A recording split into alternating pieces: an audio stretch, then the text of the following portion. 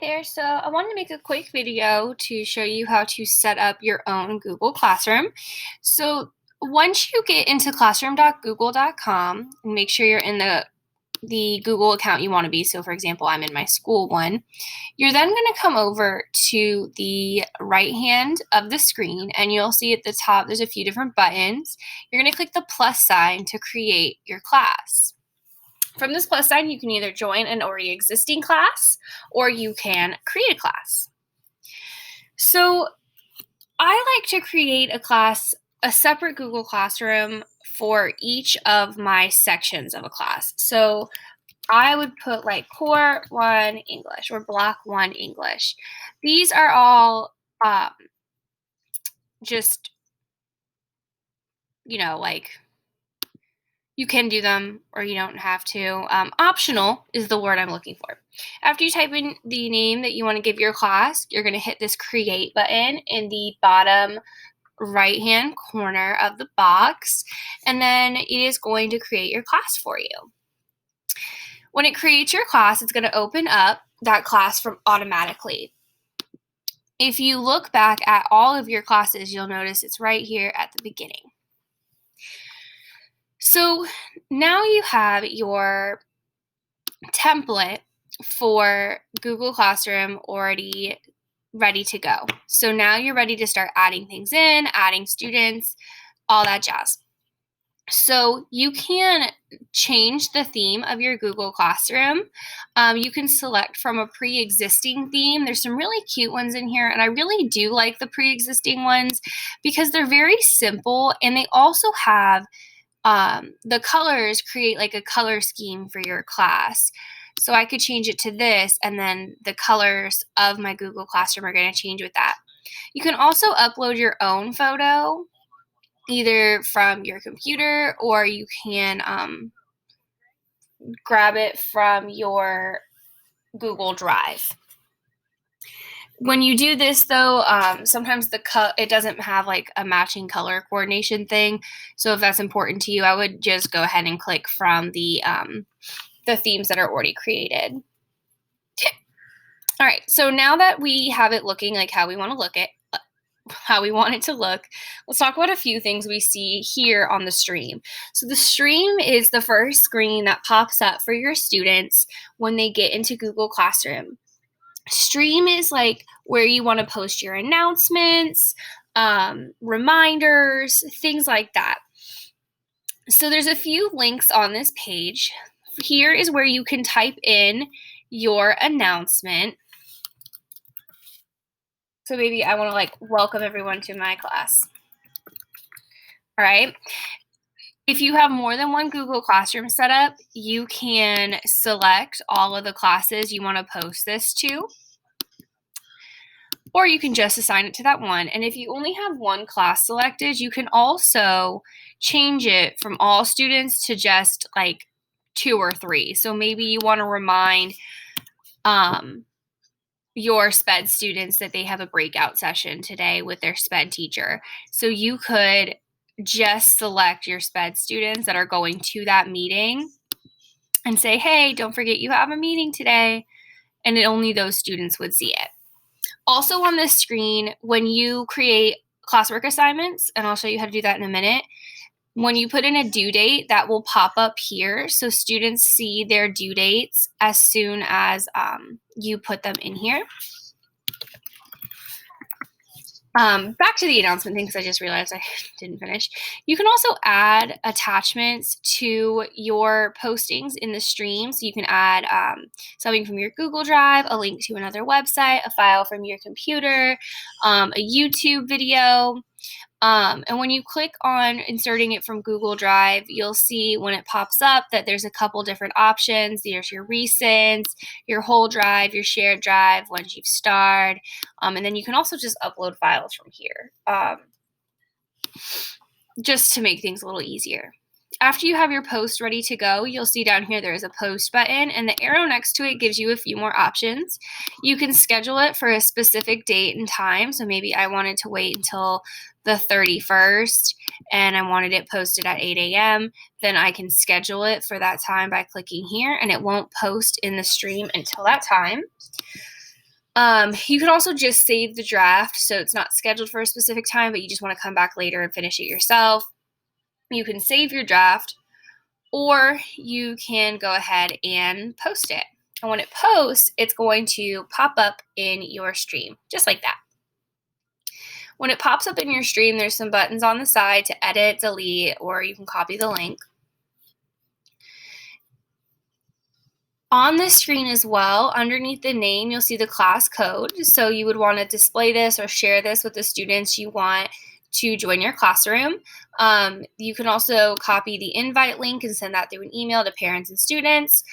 Or you can make it full screen if you're projecting this in like your classroom for your students to join in person. And there's also a Meet link. This is a new feature. So if you want to meet with your students over Google Meet, then you can just use this and then the same link will appear and they can just click it from there, which makes it really convenient. All right, so now that we have this front page set up how we want, let's look at the classwork tab. So the classwork tab is where you want to make sure you keep things really organized. So there's a few different options here. So you have your class drive folder. This is like a shortcut to all your students' work. So if you want to look at a specific assignment, all the things that have been turned in for it and all the work that's been completed, instead of clicking on each individual student, you can click here and it'll show you all the documents. The Google Calendar, it automatically records all the due dates that you put in for assignments, and then again, a Google Meet link. The first thing I recommend doing when you start with Google Classroom to organize your posts is to create topics. I personally like to organize my topics by units. So like my first week would be like my welcome week. And I would add that as a topic. And then when I start creating assignments, that was a little fast. Let me show you how I did that. So once I created the topic, it shows up here as this nice big bold thing. And then you'll see on the side, it says all topics or welcome week. And if you click on the specific topic, cursor just got really big, then it only lets you see the ones there. So it's a really great shortcut to help students out. And when you create a new topic, like when I go from that to unit 1, I just want to show you this really quick. It's going to put that above welcome week. So that way the newest stuff is always cut at the top, which is really helpful for students. So let's talk about how to create an assignment now. One thing I really like about Google Classroom is that there's so many different types of assignments you can make and so many ways you can do them. So when you click on the create button, you'll see assignment, quiz assignment, question, material, or you can reuse a post from another classroom.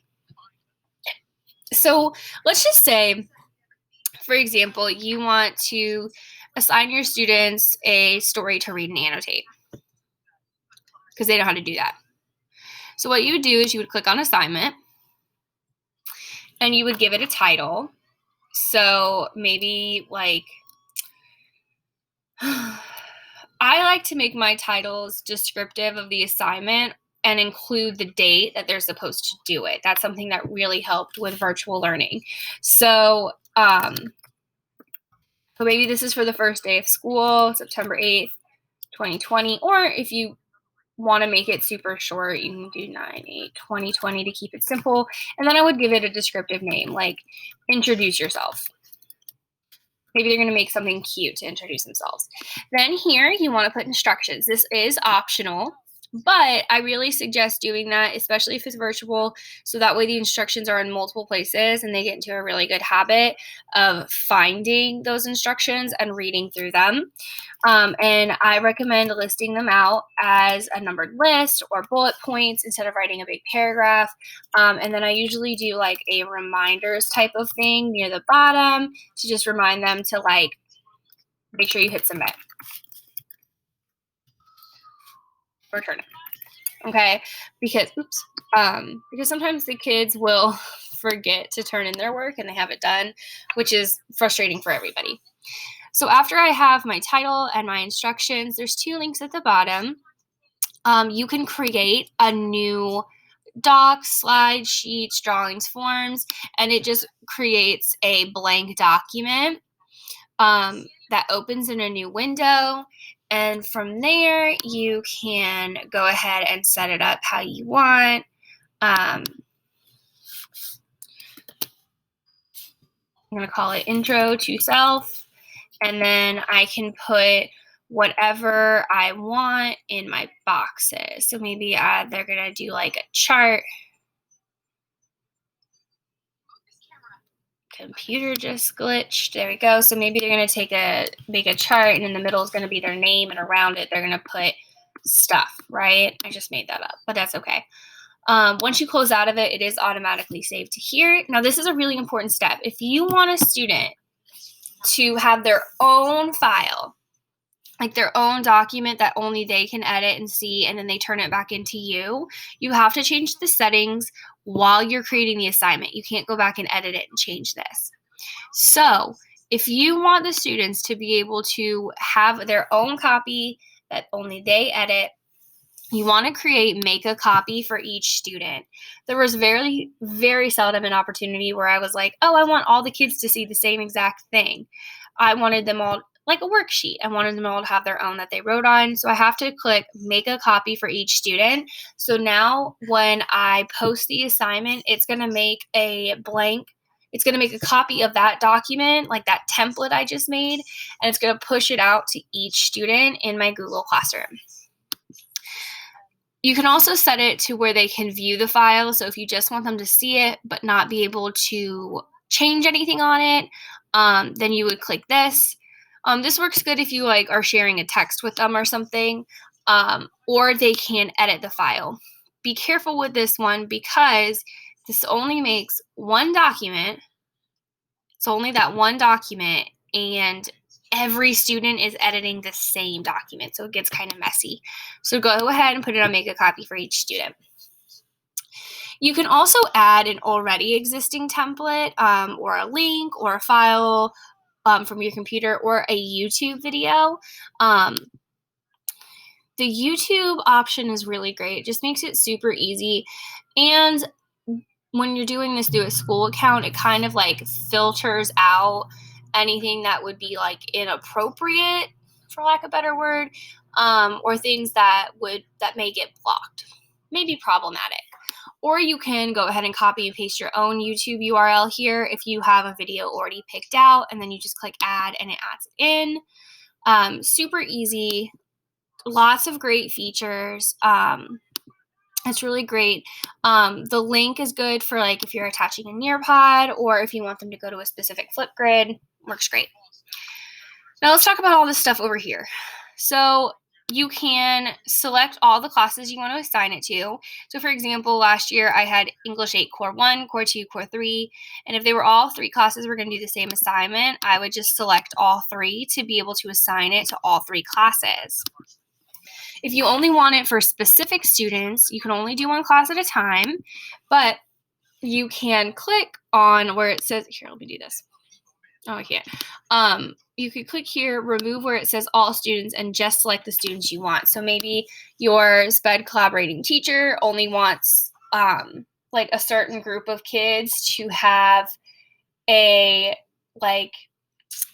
Google Doc with their vocabulary words that they need. They can do that to give it to just them. If you want to change your points, you can also change them here. So maybe instead of 100 points, it's going to be out of 10. You can do that easily. You can also assign a due date for virtual learning. You'll probably accept late work because that's an equitable practice, but it really does help kids stay organized to put in a due date so they can tell what's past due, what's coming up, things like that. So all you have to do to create a due date is pick the date you want them to be able to turn it in, and there's even an optional time spot, which I think works really great for kids too, because then they know they have that entire day to finish it. It automatically defaults to 11:59 p.m. that night, but if you want to change it, you can. You just type it in.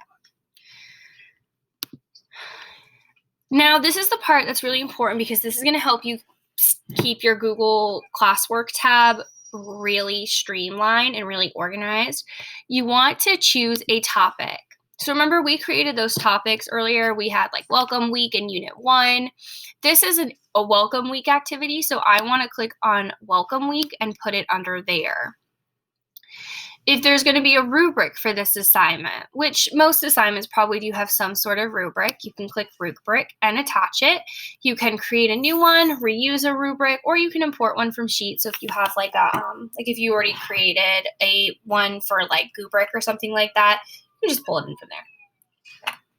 And then another great feature is this plagiarism or originality checker. This really comes into handy with virtual learning because sometimes kids forget that they can't copy and paste stuff from the internet. So this just does that work of making sure they're not plagiarizing. And tell your kids it's there, that you're checking it too, because then that helps. You can turn that on, turn it off, however you want. But you can only have 3 originality reports at a time per class. So I have one for this, and then after this I'll only have 2. I like to save that option for essays. All right, so after you have your assignment set up and you're ready to give it to kids, you're going to come up here to where it says assign, and you can either click assign and assign it right now, or you can schedule it for a later time. You can only schedule an assignment for a specific date and time to post if you do one class at a time, but you can make a copy into your other classes. So maybe I don't want this to post until, tomorrow at 8 a.m. I can click schedule, and then at 8 o'clock in the morning the next day, it'll automatically post. You can also save it as a draft, so that way you can come back and edit it later, or you can discard it. Like you just hate everything you just did, you can just throw the whole thing away. So I'm gonna go ahead and post that. I got my assignment all done. So now we're going to post it. And now it takes me back to my classwork tab, and I have this assignment posted under welcome week. It's posted the day I'm assigning it, and then the due date, which, yes, I know that doesn't match, which is fine. We're just practicing. One thing I found really helpful was to go into my stream settings, because when you click on stream now, you have your upcoming here, but you also have the assignments here.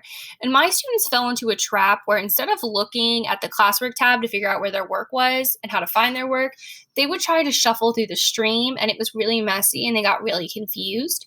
So I would change my settings. So I'd click on this little cog, I'd scroll down, and here you can change this so students can post and comment in the stream, so they can post their own things there. If you only want them to be able to comment on the stuff you post, you can change it.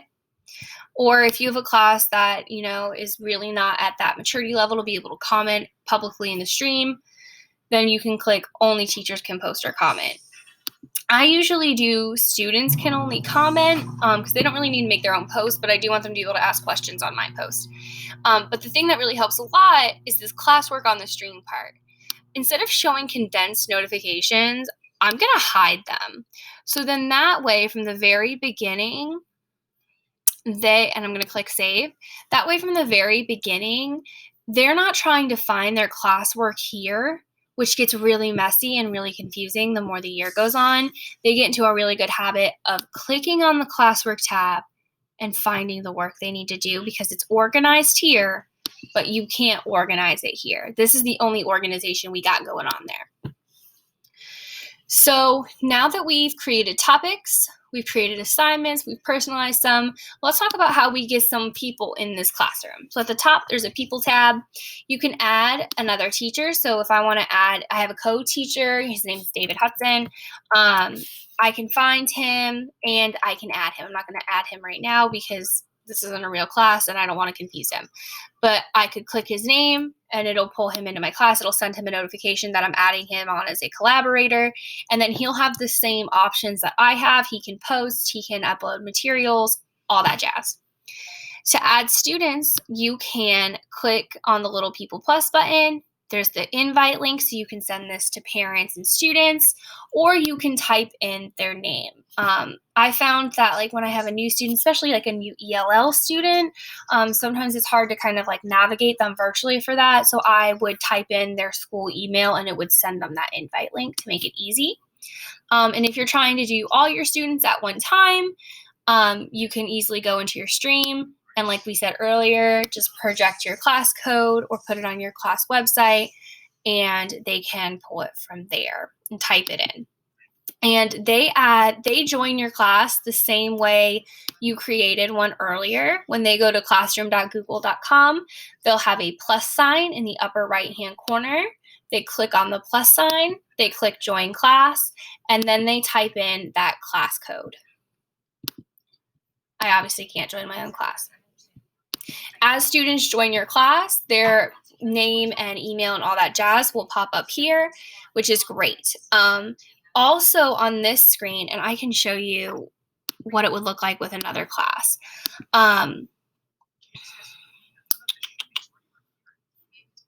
So this is like one of my classes from before, and you'll end up having students' names in here. Oops, how'd this box get here? I'm not trying to print anything. But there is this option to invite guardians. So you can add guardians onto accounts just like that. And they will then get guardian reports that lets them checks in with them, lets them know like, hey, this is what your kid's doing. And you can also email all the guardians from here by clicking on the email all guardians link. I think that's new. I don't remember that being there before, which is great. I think it's great because it's, especially with virtual learning, you want to make sure the parents are on board as much as possible, whether they're elementary, middle, or high. It doesn't matter. All right, so the last tab I want to go over with you is this grades option. This is like the best thing ever. And let me tell you why. So the reason it's the best thing ever is because it makes there's a reason I'm doing this. It makes like a spreadsheet. So as you post assignments in Google Classroom, it's going to create a spreadsheet that records all your students' grades as you're grading them, which is super duper duper duper awesome. And I don't want you to see their names. So hold on one second. Okay, so now that I covered their names in my super fancy way, now you can see what I'm talking about. So it has every assignment I've posted, like literally every assignment that's still up. And it records all their grades. So, it's like a virtual grade book. And why is my computer freezing? It's like a virtual grade book. And I'm so sorry. Would it be a technology explanation if there weren't glitches though? Because I don't think there were. So it has their the averages for the class at the top. So that way I can get a quick understanding of like what my students are having a hard time with as a class. There's also options here to print this information. Where'd they go? I don't know where it went. Okay, maybe they got rid of that option. My bad. But this was a really great tool for me to stay organized with how I was grading things, because it also lets you know if a student hasn't turned it in, this missing will pop up. And when they do and you haven't graded it yet, it'll show up green like this, like, hey, we're waiting on a grade, get on it. And then it also records when kids do things late and things like that. You can also pull up this information for like one student at a time and it lists it out. So it's like a really detailed progress report almost. So you could also like screenshot that or save it and send it to parents to help them stay on track. So let's go back to our classroom that we just created. So like I said, we don't have students in ours yet, so we don't have that. But once you do put in assignments, they will pop up here as students start to finish them, or once they're posted. So yeah, this is a lot of information, I know. This cog at the top gives you some more settings. So you can add in a class description, what section it is, the room. I don't really know why you'd want to put your room number in here, though. It's kind of weird. And then like the subject it is. You can turn this off. So maybe you don't want invite codes. You can turn it off. You can get your invite link, your class code, things like that from here. Change your stream settings. You can show deleted items. Right now, only teachers can view deleted items, but if you turn it on, then students can see it as well. Or I explained that wrong. Right now, I can't see deleted items, but if I turn it on, then I can see the deleted items. Your students won't see it. You can also turn off guardian summaries from here as well.